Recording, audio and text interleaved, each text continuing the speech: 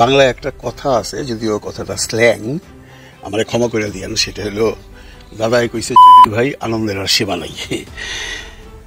এই প্রবাদটা হইলো যে এমন একটা লোক এমন কথা বলছে যে তার কথা বিশ্বাস করতেই হবে।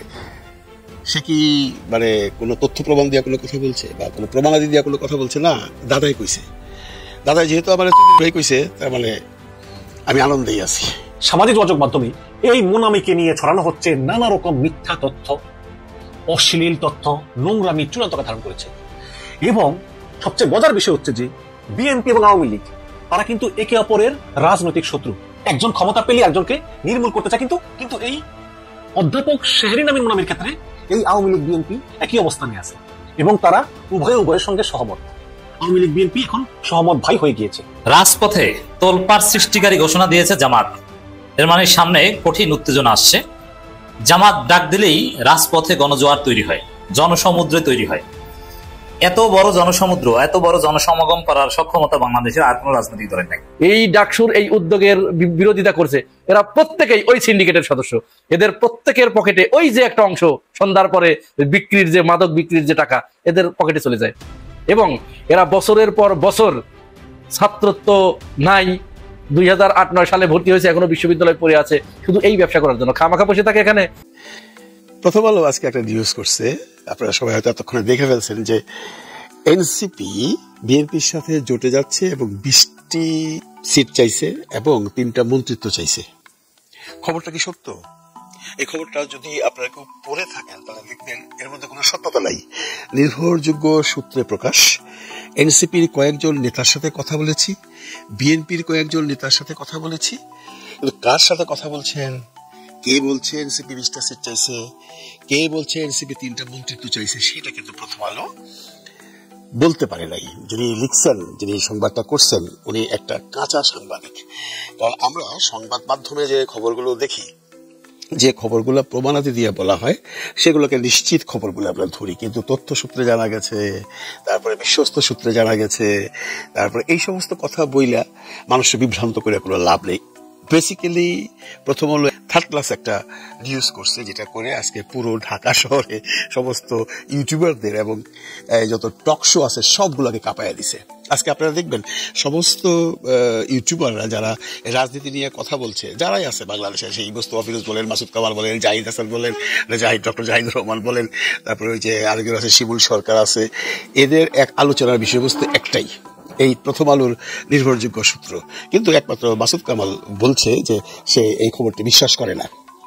এই খবরটি নিয়ে যখন নাসিরউদ্দিন পাটোয়ারির কাছে জিজ্ঞাসা করা হইল, নাসিরউদ্দিন পাটোয়ারি একটা ভালো কথা বলছে যে প্রথম আলোর যে সম্পাদক মতিউর রহমানের এখন সাংবাদিকতা ছেড়ে দেওয়া উচিত এবং উনি যদি চায় ওনার একটা নমিনেশন নিয়ে কাজ করুক। কারণ ওনারা সবসময় দেশের ক্রান্তিকালের সময় কেমনে আগুনে ঘি ঢাইলা দিয়া দেশকে অস্থিতিশীল করা যায় এটা নিয়ে তারা থাকে।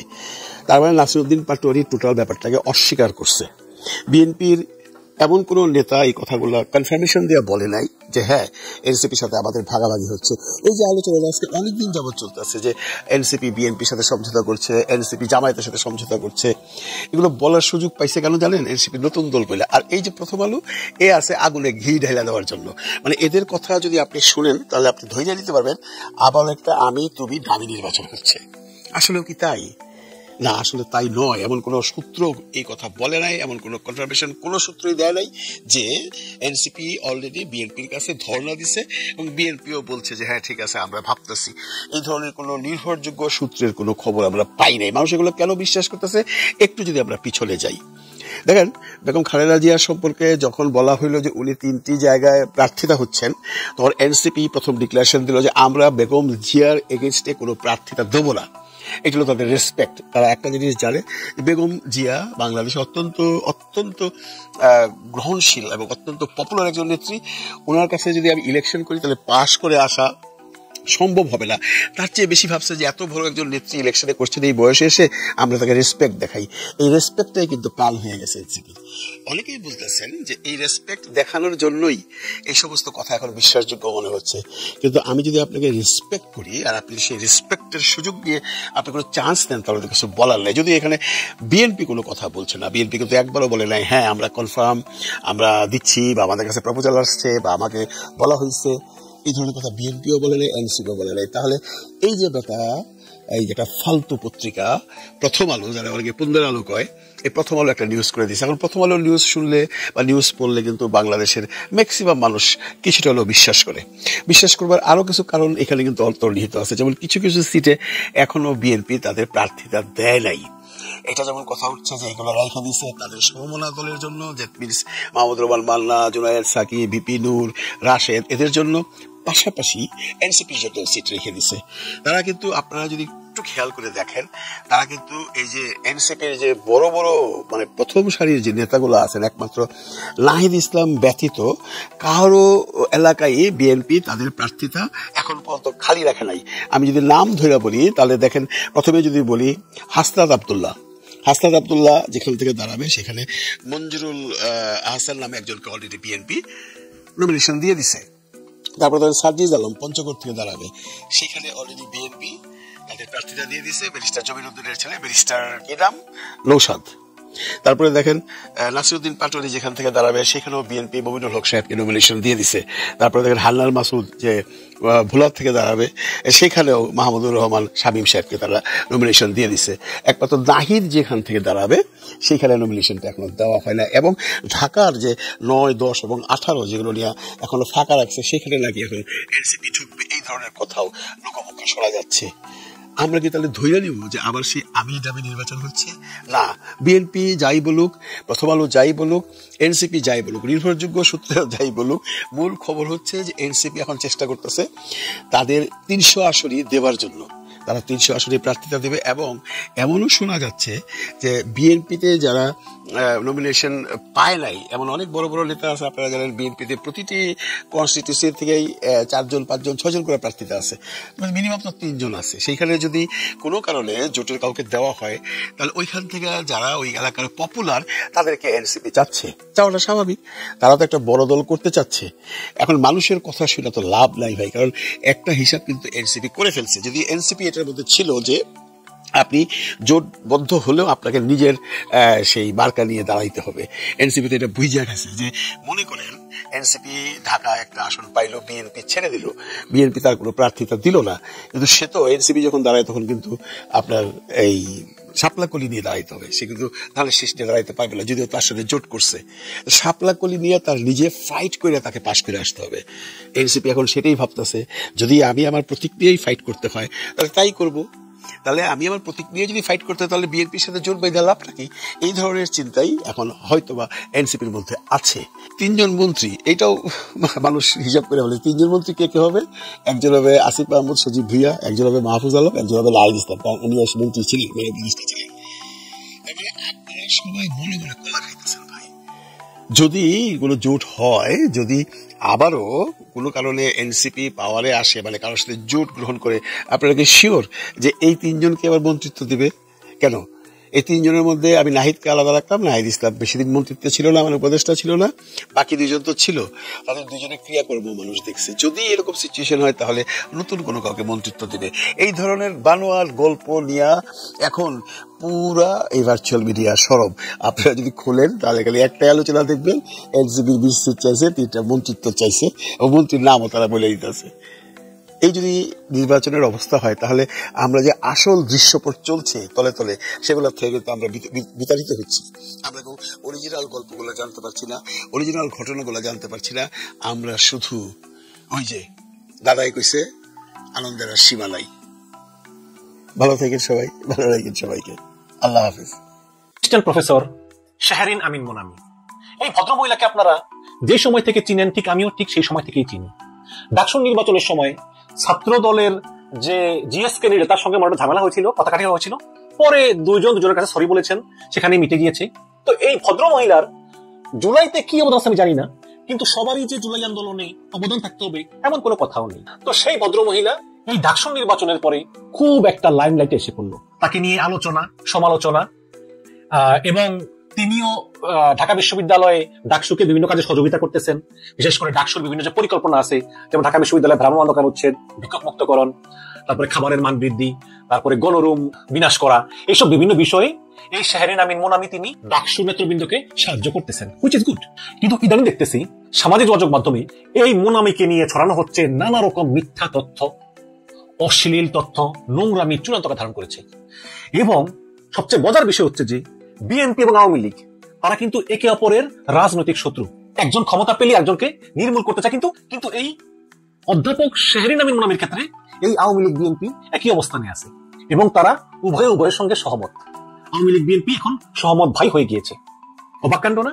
আপনারা জানেন যে রিসেন্টলি শাহরিন আমিন মোনামি তিনি থানায় গিয়ে ফেসবুক অ্যাকাউন্টটা লিস্ট দিয়েছেন ডিবিকে। সেই লিস্ট অনুযায়ী মানে কারা কারা এই মোনামির বিরুদ্ধে অসত্য, বিকৃত এবং অশ্লীল তথ্য ছড়ায় সে ব্যাপারে মোনামি থানায় অভিযোগ করেছেন এবং পুলিশ তদন্ত করে দেখতেছে। তো এই বিষয়ে একটা ইনভেস্টিগেশন রিপোর্ট করেছে দ্য ডিসেন্ট। আমি যদি একটু পড়ে শোনাই, দ্য ডিসেন্ট লিখেছে যে নারী শিক্ষককে হেয় করতে যেভাবে আওয়ামী লীগ বিএনপির সমর্থকরা সহমত হলেন। গত প্রায় এক সপ্তাহ জুড়ে সমুদ্র সৈকতে বিকিনি পরা এক সুন্দরী বাঙালি নারীর কিছু দুর্লভ ছবি সামাজিক যোগাযোগ মাধ্যমে ছড়িয়ে পড়ে। এ নিয়ে তোলপাড় চলে বাংলাদেশি নেটিজেনদের মধ্যে, অনেক আলোচনা, অনেক সমালোচনা। অবশ্য এই তোলপাড় আলোচনাটা খুব ভালো দিকে গড়ায়নি, বরং এটা ছিল মূলত একটি নারী বিদেশী এবং যৌন বৈষম্যমূলক এক ধরনের ক্যাম্পেইন। যে ছবিগুলো এই আলোচনার জন্ম দিয়েছে প্রকৃতপক্ষে সেগুলো কোনো সত্যিকারের ছবি নয়, বরং নারী বিদ্বেষী ক্যাম্পেইনের অংশ হিসেবে কৃত্রিম বুদ্ধিমত্তা বা এআই দিয়ে তৈরি করা হয়েছে ছবিগুলো। বাংলাদেশে নারীদের লক্ষ্য করে অনলাইন হয়রানি ঘটনা নতুন নয়, তবে ঢাকা বিশ্ববিদ্যালয়ের পাবলিক অ্যাডমিনিস্ট্রেশন বিভাগের সহকারী অধ্যাপক শাহরিন আমিন মোনামিকে ঘিরে এই নারী বিদ্বেষ প্রচারণা বিশেষভাবে নজর কেড়েছে। দ্য ডিসেন্টের বিশ্লেষণে দেখা যায় যে বিপরীত রাজনৈতিক অবস্থানে থাকা আওয়ামী লীগ এবং বিএনপি পন্থী ব্যবহারকারীরা একজোট হয়ে মোনামিকে হেয় করার এই সমন্বিত প্রচারণায় অংশ নিয়েছেন। সম্প্রতি অনুষ্ঠিত ডাকসু নির্বাচনের আয়োজনে প্রার্থী ও ভোটারদের নিয়ম কানুন মানার ক্ষেত্রে বিশ্ববিদ্যালয় প্রশাসনের একজন দায়িত্বশীল হিসাবে কিছুটা কঠোর রূপে দেখা যায় মোনামিকে। এর প্রেক্ষিতে নির্বাচনের সময় থেকেই মিডিয়াতে তাকে ঘন ঘন দেখা গিয়েছে। সেই থেকে সোশ্যাল মিডিয়াতে তার সর্বপস্থিতি লক্ষ্য করা গিয়েছে। এতে তার যেমন ভক্ত জুটেছে তেমনি পেয়েছেন সমালোচনাও। মোনামির আগের কিছু বক্তব্যের ভিত্তিতে সামাজিক যোগাযোগ মাধ্যমে অভিযোগ করেছেন যে তিনি নাকি শিবিরপন্থী। তবে মোনামি স্পষ্টভাবে বলেছেন যে তিনি কোনো রাজনৈতিক সংগঠন বা মতাদর্শের সঙ্গে যুক্ত নন। বিএনপির ছাত্র সংগঠন ছাত্র দলের সাধারণ সম্পাদক নাসির উদ্দিন নাসির অভিযোগ করেছেন যে ডাকসু নির্বাচনে দায়িত্ব পালনের সময় মোনামি শিবির সদস্যদেরকে অতিরিক্ত সুবিধা দিয়েছেন। এই ধরনের একটি অনুমান থেকেই শুরু হয় মোনামির উপর সাইবার আক্রমণ। মোনামিকে শিবিরপন্থী বলে ধরে নিয়ে আওয়ামী লীগ ও বিএনপি, যে দুই দলের সমর্থকরা দীর্ঘদিন ধরে অনলাইন এবং মাঠে একে অপরের প্রতিপক্ষ, সেই আওয়ামী লীগ বিএনপি এই মোনামির বিরুদ্ধে যৌথভাবে নারী বিদ্বেষী প্রচারণা শুরু করেছেন। দ্য ডিসেন্টের বিশ্লেষণে দেখা যায় যে অক্টোবরের শেষ সপ্তাহে সামাজিক যোগাযোগ মাধ্যমে কয়েক ডজন পোস্ট বিভিন্ন পেজ এবং প্রোফাইল থেকে শেয়ার করা হয়, যেখানে বিকিনি পর অবস্থায় মোনামির ছবি এবং কিছু ক্ষেত্রে তার সাথে ডাকসুর ভিপি সাদেক কায়ুমের কথিত অন্তরঙ্গ দৃশ্যের ছবি যুক্ত করা হয়। যাচাই করে দেখা গিয়েছে যে এই প্রতিটি ছবি পুরোপুরি এআই দিয়ে তৈরি। এবং ঢাকা বিশ্ববিদ্যালয়ের সমাজবিজ্ঞান বিভাগের অধ্যাপক এবং সমাজকর্মী ডক্টর সামিনা লুৎফা দ্য ডিসেন্টকে বলেন যে এটি নিঃসন্দেহে উদ্বেগজনক। শিক্ষক বা শিক্ষার্থী যেই হন না কেন, কোন নারীর বিরুদ্ধে এমন প্রচারণা যৌন হয়রানির শামিল। তিনি আরো বলেন যে এর বিরুদ্ধে প্রশাসনের ব্যবস্থা নেওয়া প্রয়োজন। গত সোমবার বিকৃত ছবি ছড়িয়ে দেওয়ার অভিযোগে শাহরিন আমিন মোনামি শাহবাগ থানায় সাইবার সিকিউরিটি আইনে মামলা দায়ের করেন। মামলা করা হয়েছে, আমরা বিষয়টিকে গুরুত্ব দিয়ে দেখছি, দ্য ডিসেন্টকে বলেন শাহবাগ থানার ওসি খালিদ মনসুর। তিনি আরো বলেন তদন্ত চলতেছে। দ্য ডিসেন্টকে মোনামি বলেন যে সামাজিক যোগাযোগ মাধ্যমগুলোতে রাগ, ক্ষোভ বা বিতর্ককে উস্কে দেয়, কারণ এসব প্ল্যাটফর্ম এনগেজমেন্ট থেকে লাভ করে, তা ইতিবাচক হোক বা নেতিবাচক হোক অথবা বিষাক্ত কিংবা অন্তর্ঘাতমূলক। তিনি আরো বলেন যে এখন আমাদেরকে সিদ্ধান্ত নিতে হবে, আমরা কি এই চক্রটাকে উৎসাহ দেব নাকি এমন আলোচনা থেকে নিজেদেরকে দূরে রাখবো যা অন্যের মর্যাদা ও স্বাধীনতাকে আঘাত করে। অক্টোবরের 28 তারিখে আমরা আওয়ামী লীগের লোক নামের একটি ফেসবুক পেজে একটা ভিডিও আপলোড করা হয়। ক্যাপশনে লেখা ছিল, ঢাবির ভিপি সাদিক কায়েমের প্রেম শিক্ষক শাহরিন মোনামির সঙ্গে গোপন ক্যামেরায় ধরা। ভিডিওটিতে মোনামি এবং ডাকসুর ভিপি সাদিক কায়েমকে ঘনিষ্ঠ অবস্থায় দেখা যায়। তবে দ্য ডিসেন্ট যাচাই করে দেখেছে যে এই পুরো ভিডিওটি কৃত্রিম বুদ্ধিমত্তা এআই দিয়ে তৈরি করা। ভিডিওটি এ পর্যন্ত 94,000-এরও বেশিরবার দেখা হয়েছে, মন্তব্য করেছে 281টি এবং শেয়ার হয়েছে 207 বারেরও বেশি। দ্য ডিসেন্ট বিশ্লেষণ করে দেখেছে যে এই যে 207 বার শেয়ার করা হয়েছে, এর বেশিরভাগ শেয়ারই করা হয়েছে আওয়ামী লীগের সমর্থকদের প্রোফাইল থেকে। এই পেজটি তৈরি করা হয়েছে চলতি বছরের 19 মার্চ এবং এর অ্যাবাউট সেকশনে আওয়ামী লীগের অফিসিয়াল ওয়েবসাইটের লিঙ্ক দেওয়া আছে এবং পেজের পোস্টগুলো বিশ্লেষণ করে দেখা যায় যে অধিকাংশ কন্টেন্ট আওয়ামী লীগ পন্থী এবং ইউনূস সরকার ও জামাত ইসলামের বিরুদ্ধে। এর পাশাপাশি এম নাসার খান নামে এক ফেসবুক ব্যবহারকারীও মোনামি ও ডাকসুর ভিপি সাদিক কাইয়ুমকে নিয়ে আরেকটি অশ্লীল এআই তৈরি ভিডিও পোস্ট করেছেন। তার প্রোফাইল বায়োতে উল্লেখ আছে তিনি গ্রিন ইউনিভার্সিটি শাখা ছাত্রলীগের সাধারণ সম্পাদক। রাবি নামে আরেকটি ফেসবুক অ্যাকাউন্ট থেকেও মোনামির বিকিনি পর একটি ছবি পোস্ট করা হয়, যেখানে তাকে জামাতের আমির ডক্টর শফিকুর রহমানের সঙ্গে আলিঙ্গনরত অবস্থা দেখা যায়। এই ছবিটিও সম্পূর্ণ এআই নির্ভর বলে দ্য ডিসেন্ট যাচাইয়ে নিশ্চিত হওয়া গেছে। ওই অ্যাকাউন্টের বায়োতে নিজেকে ছাত্রলীগের সদস্য হিসেবে পরিচয় দেওয়া হয়েছে এবং তার অন্যান্য পোস্ট বিশ্লেষণে দেখা যায় যে তিনি আওয়ামী লীগের সক্রিয় কর্মী। এই কয়েকটি পেজ বা প্রোফাইলই নয়, দ্য ডিসেন্ট আরো কয়েক dozen Awami লীগপন্থী Facebook page O account শনাক্ত করেছে যারা এই মোনামির একই ধরনের এআই তৈরি ছবি এবং ভিডিও ছড়িয়েছে।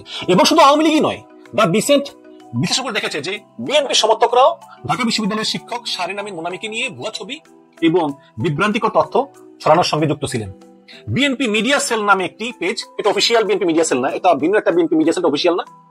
এটাতে 37,000-এরও বেশি ফলোয়ার আছে। তো এই ফেসবুক গ্রুপে মিলন কাজী নামে একজন ব্যবহারকারী একটি ফটো কার্ড শেয়ার করেন। কার্ডটিতে লেখা ছিল, রাতের অন্ধকারে মোনামি ম্যাডামের সঙ্গে পালিয়েছেন সাদিক কাইয়ুম। ছবিতে মোনামি ও ডাকসুর ভিপি সাদিক কাইয়ুমকে একই সঙ্গে দেখা যায় এবং যাচাই করে দেখা গেছে যে এই ছবিটিও কৃত্রিম বুদ্ধিমত্তা বা এআই দিয়ে তৈরি করা হয়েছে। এছাড়াও মুরাদনগর এক্সপ্রেস নামে একটি ফেসবুক অ্যাকাউন্ট, যার ফলোয়ার হচ্ছে 11,000, প্রধানত বিএনপি সমর্থক কন্টেন্ট এখান থেকে শেয়ার করা হয়ে থাকে। ওই পেজে পোস্ট করা কয়েকটি ছবিতে সাদিক কাইয়ুমকে এক তরুণীর সঙ্গে দেখা যায়। পোস্টে ক্যাপশন দাবি করা হয় যে ওই তরুণী নাকি অধ্যাপক মোনামি। তবে যাচাই করে নিশ্চিত হওয়া যায় যে এই ছবিগুলো সম্পাদিত অন্য এক দম্পতির ছবিতে ডিজিটাল ভাবে ফটোশপ দ্বারা এডিট করে সাদিক কাইয়ুমের মুখ বসানো হয়েছে। এবং একই পোস্ট পরে আরো কয়েকজন বিএনপির কর্মীও শেয়ার করেন, যার মধ্যে রয়েছেন দেবিদ্বার উপজেলা বিএনপির সদস্য সচিব আবু তাহের মজুমদার এবং বিএনপি কর্মী আব্দুল আলীম। তো এই হচ্ছে কি অবস্থা একজন ভদ্র মহিলার বিরুদ্ধে, যিনি ঢাকা বিশ্ববিদ্যালয়ের একজন শিক্ষিকা, সম্মানিত ব্যক্তি, তার বিরুদ্ধে এই আওয়ামী লীগের কর্মীরা এবং বিএনপির কিছু কর্মী মিলে একদম অনবরত অশ্লীল ক্যাম্পেইন করা হচ্ছে সোশ্যাল মিডিয়াতে। যাই হোক, আশা করি যেহেতু মোনামি মামলা করেছেন সেহেতু পুলিশ তদন্ত করে এইসব ব্যক্তিদের বিরুদ্ধে, এইসব বিকৃত রুচির ব্যক্তিদের বিরুদ্ধে রাজপথে তোলপাড় সৃষ্টিকারী ঘোষণা দিয়েছে জামাত। এর মানে সামনে কঠিন উত্তেজনা আসছে। জামাত ডাক দিলেই রাজপথে গণজোয়ার তৈরি হয়, জনসমুদ্রে তৈরি হয়। এত বড় জনসমুদ্র, এত বড় জনসমাগম করার সক্ষমতা বাংলাদেশের আর কোনো রাজনৈতিক দলের নাই। বিএনপি এখন এত বড় মিছিল করতে পারবে না। সেই জনসমুদ্রের মধ্যে দাঁড়িয়ে জামাত ইসলামী ঘোষণা দিচ্ছে যে সোজা আঙ্গুলে ঘি না উঠলে আঙ্গুল কিভাবে বাঁকা করতে হয় জামাত জানে। সরল অর্থ হচ্ছে জুলাই সনদ, গণভোট, এগুলো নিয়ে কোনো নাটকীয়তা, কোনো তাল বাহানা চলবে না। গণভোট জাতীয় নির্বাচনে আগে হতেই হবে, জুলাই সনদের আইনি ভিত্তি দিতেই হবে, নো কম্প্রোমাইজ। এক্ষেত্রে জামাত ইউনূস সরকারকে বাধ্য করবে, যেহেতু সরকারের উপর বিএনপিরও মনস্তাত্ত্বিক চাপ রয়েছে, কিন্তু না, জামাত বাধ্য করবে। জুলাই সনদ বাস্তবায়ন করতে হবে, গণভোটের আয়োজন করতে হবে, কোনো তাল বাহানা চলবে না। বিএনপি আসলে গণভোট চায় না, বিএনপি আসলে জুলাই সনদের আইনি ভিত্তি চায় না। এটা তো মির্জা ফখরুল স্পষ্ট করেই বলেছেন। ইউনূস সরকারের এখতিয়ার নাই জুলাই সনদের আইনি ভিত্তি দেওয়ার, এখতিয়ার আছে হাসিনার আর মির্জা ফখরুলের, রাজাকার পুত্র মির্জা ফখরুলের। তো দর্শক, এই পরিস্থিতিতে আপনারা জানেন যে জামাত ইসলামী আলোচনার দরজা যেরকম খোলা রেখেছে, আলোচনার জন্য 200 সদস্য বিশিষ্ট কমিটি গঠন করেছে, আরো নানান উদ্যোগ চলছে। একই সাথে রাজপথে কর্মসূচি পালন করছে। প্রধান উপদেষ্টার কাছে গণমিছিল নিয়ে যে স্মারকলিপি দিয়ে এসেছে। এই স্মারকলিপি দেওয়ার আগে জামাত স্পষ্ট করে বলেছে, এর মানে জামাত রাজপথ থেকে আগে ইউনূসকে বার্তা দিয়েছে, তারপরে ভদ্র ভাষায় স্মারকলিপি দিয়ে এসেছে। এই ভদ্রতার কাজ না হলে কিন্তু লিমিট ক্রস করবে। এটা হচ্ছে জামাতের ভিত্তি। সোজা আঙুলে ঘি না উঠলে বাঁকা করব, ঘি আমাদের লাগবেই। ডাক্তার সৈয়দ আব্দুল্লাহ মোহাম্মদ তাহের। এটা ডাক্তার তাহেরের দ্বিতীয় হুমকি। এখন পর্যন্ত জামাত টেস্ট ম্যাচ খেলছে, প্রথম সাময়িক, দ্বিতীয় সাময়িক চলছে, ফাইনাল পরীক্ষা জামাত যে কোনো সময় শুরু করে দিবে। প্রথম সাময়িকে জামাত বলেছিল যে আমরা তাওয়া গরম করছি, ডাক্তার তাহের বলেছিলেন রাজপথে। 18 কিলোমিটার মানববন্ধনে বলেছিলেন আমরা তাওয়া গরম করছি এবং অনেক উপদেষ্টার মাল মশলা আমাদের কাছে রেকর্ডিং আছে, ফাঁস করে দিব। কিন্তু এবার দ্বিতীয় সময়কে বলছে যে ঘি আমাদের লাগবেই, প্রয়োজনে আঙ্গুল বাঁকা করবো।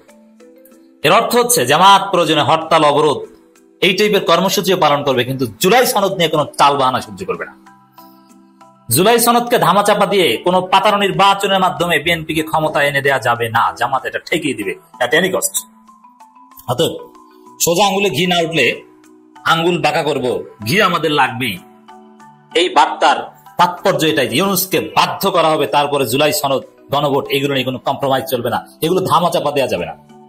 এখন গণভোট জামাতের কথাই হতে হবে এটা জরুরি না। জামাত কোনো কিছুই বলছে না যে আমাদের কথা মতোই হতে হবে, জনগণের দাবি অনুযায়ী হতে হবে।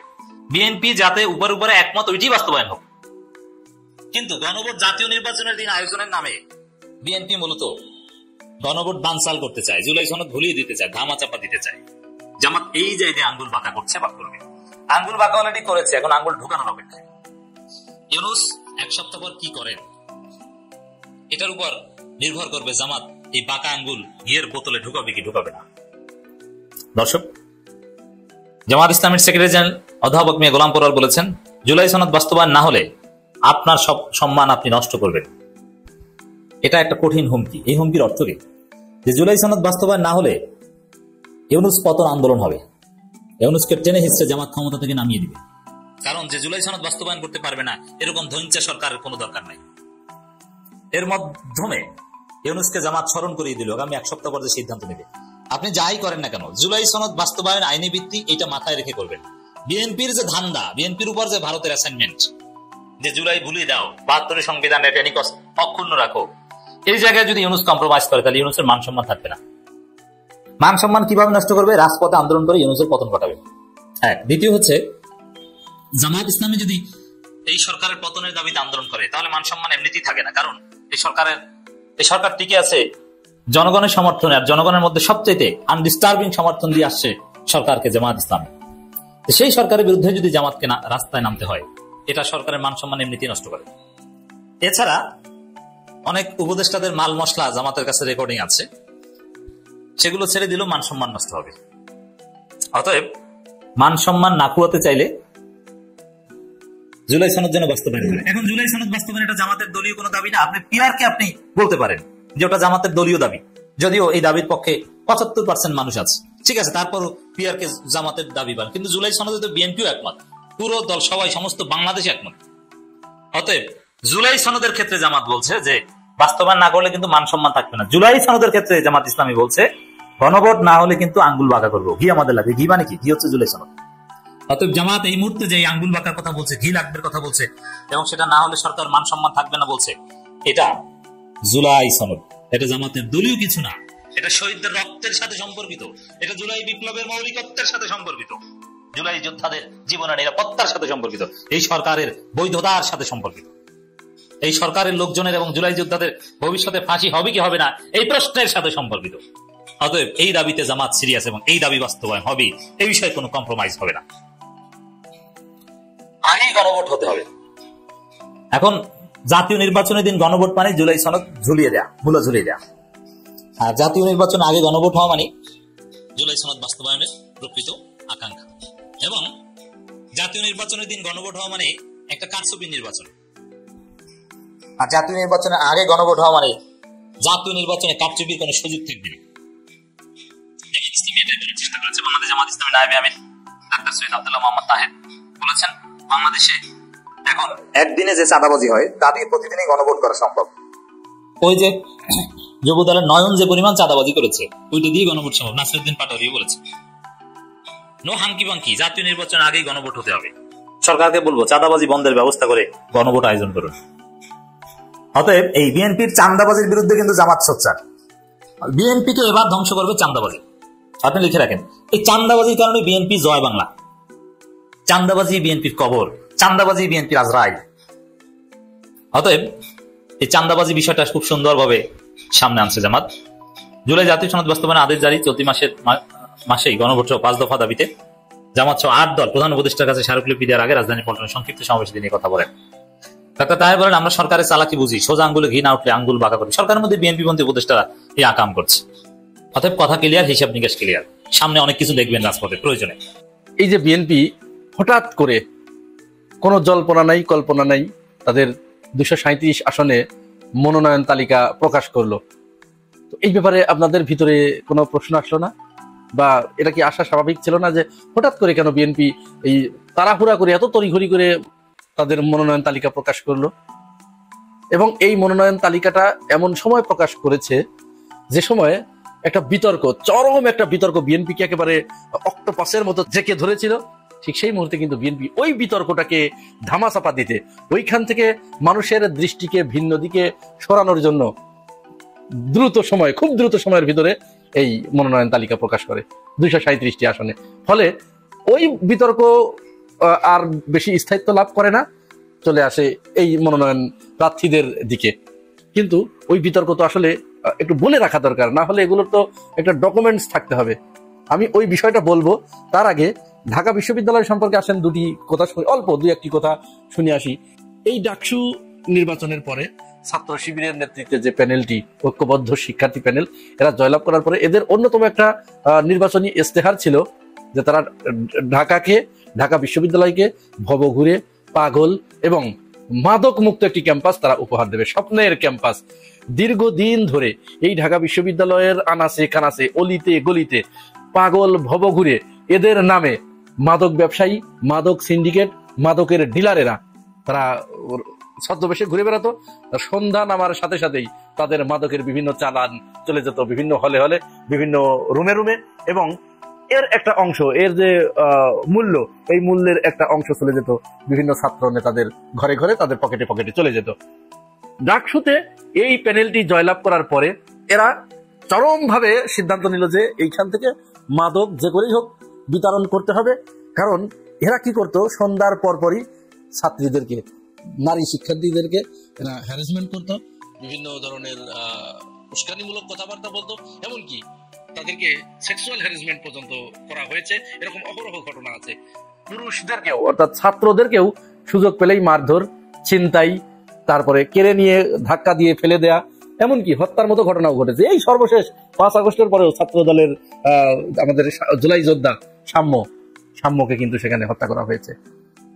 সাম্য নিহত হবার পরে ছাত্রদল ভিসির পদত্যাগের জন্য তারা আন্দোলন করে, অথচ এই ডাকসু ওই পাগলদেরকে, ওই ভবঘুরেদেরকে, ওই মাদকের চোরাচালান সিন্ডিকেটকে, ওই ডিলারদেরকে যখন উচ্ছেদ করছে একের পর এক, তখন আমাদের ছাত্র দলের যে ভিপি প্রার্থী ছিল আমাদের আবিদুল ইসলাম খান, তারপরে জিএস যিনি ক্যান্ডিডেট ছিলেন হামিম, তানভীর বাড়ি হামিম, এরা এই সর্বমিত্র চাকমা এই ছেলেটার বিরুদ্ধে লেগে গেছে। অথচ এই ছেলে, ওর কি স্বার্থ এখানে? ও কিন্তু একটা স্বপ্নের ক্যাম্পাস, বসবাস উপযোগী একটা ক্যাম্পাস, মানুষ বসবাস করে এরকম একটি ক্যাম্পাস উপহার দেওয়ার জন্য এই ছেলেটা দিন রাত পরিশ্রম করে যাচ্ছে। এমনকি সে খেয়ে না খেয়ে রাত জেগে ক্যাম্পাস পাহারা দিচ্ছে। এতদিন তোমরা কি করেছো? এই ছেলেটা যখন এই কাজ করছে, তখন তোমরা এই ছেলেটার বিরুদ্ধে উঠে পড়ে লেগেছো, তাকে বিভিন্নভাবে তার কাজকে থামিয়ে দেওয়ার জন্য সমালোচনার ঝড় বইয়ে দিচ্ছ। এগুলো আমরা বুঝি, এগুলো কারা করছে? এইগুলো তারা করছে যারা এই ডাকসুর এই উদ্যোগের বিরোধিতা করছে। এরা প্রত্যেকেই ওই সিন্ডিকেটের সদস্য। এদের প্রত্যেকের পকেটে ওই যে একটা অংশ সন্ধ্যার পরে বিক্রির যে মাদক বিক্রির যে টাকা এদের পকেটে চলে যায়। এবং এরা বছরের পর বছর, ছাত্রত্ব নাই, 2008-9 সালে ভর্তি হয়েছে, এখনো বিশ্ববিদ্যালয়ে পড়ে আছে শুধু এই ব্যবসা করার জন্য। খামাখা বসে থাকে এখানে, কারণ আমরা পড়ালেখা করি নাই। আমাদের তার ভিতরে যে তাড়না ছিল যে কবে শেষ হবে, আর কবে একটা কর্ম করে বাপ মার মুখে পয়সা তুলে একটু ভাত তুলে দিব। অথচ এরা বছরের পর বছর এখানে পড়ে আছে। কি জন্য, কেন পড়ে আছে এরা? এক একজন অনার্স শেষ হতে কারো 10 বছর, 12 বছর, 15 বছর লাগছে, তারপরে এখানে পড়ে আছে। খামাখা কেউ পড়ে থাকে? তার সংসার চলে কি দিয়ে? তার ইনকাম কি? সে কি দিয়ে চলে? এইটা দিয়ে চলে, এইটা তার ব্যবসা। এইখানে এই মাদক ক্যাম্পাসের ভিতরে ঢুকায়, ছাত্রদের কাছে বিক্রি করে এই পাগলদের মাধ্যমে। যার কারণে এখন তাদের ব্যবসায় যখন টান পড়েছে, যখন তাদের কলিজায় আঘাত লেগেছে, তখন তারা সর্বমিত্রের বিরুদ্ধে উঠে পড়ে লেগেছে। তাকে থামাতে হবে, যে করেই হোক থামাতে হবে। কোনো কথা নাই, সর্বমিত্র চাকমা, আপনারা আপনাদের গতিতে গিয়ে যান। আমরা এই মাদক সিন্ডিকেটকে চিনি, এই চোরাকারবারীদেরকে চিনি। শেষ এ কথা। চলেন এবার আমরা ওই কথায় চলে যাই যে কেন এত তড়িঘড়ি করে। আপনারা জানেন যে বিএনপির ওই সময় যখন এই তালিকা প্রকাশ করার আগের দিন কিন্তু একটা ঘটনা ঘটলো, যে জুলাই সনদ নিয়ে যখন তারা জুলাই সনদে স্বাক্ষর করলো, স্বাক্ষর করার পরে তারা 19টা, সবচেয়ে বেশি নোট অফ ডিসেন্ট দিয়ে রেখেছিল কিন্তু বিএনপি। 19টা বিষয়ে তারা মানবে না এটা। এই 19টা বিষয় কি খুব গুরুত্বপূর্ণ, সপ্তাহ বলা সম্ভব নয়, খুব গুরুত্বপূর্ণ কয়েকটা বিষয় আপনাদেরকে বলি। তা প্রথমত ঐকমত্য কমিশন বলেছিল যে একজন ব্যক্তি 2 বারের বেশি প্রধানমন্ত্রী হতে পারবে না। এইখানে তারা বিএনপিরা মানবে না। যখন পারে নাই, চাপে পড়ে, তখন তারা সেখানে একটা নোট অফ ডিসেন্ট দিয়ে রেখেছে যে এটা আমরা ক্ষমতায় গেলে যদি আমাদের সুবিধা হয় তাহলে রাখবো, না হলে বাদ দেবো। এই হচ্ছে নোট অফ ডিসেন্ট। হ্যাঁ, এটা তারা মানবে না। তারা বলে কি যে না, 2 বারের 2 বার হবার পরে মাঝখানে 5 বছর গ্যাপ দিয়ে আবার হবে। ভেবেই দেখিয়ে রেখেছে যে তারা ক্ষমতায় চলে এসেছে, সুতরাং এটা যদি তারা মেনে নেয় তাহলে তো তাদের লস হয়ে যাবে। এরপর দ্বিতীয় আরেকটা বিষয়, সেটা হচ্ছে একই ব্যক্তি একই সাথে দলীয় প্রধান এবং প্রধানমন্ত্রী হতে পারবে না। তার মানে ওই যে ব্যবসায় বড় ধরনের তো সমস্যা হয়ে যাবে। এরপরে এই যে বিভিন্ন নিয়োগ পরীক্ষা যেগুলো, ন্যায়পাল, তারপরে দুদক, কর্ম কমিশন, এই যে গুরুত্বপূর্ণ নিয়োগ যেগুলো, এইগুলোতে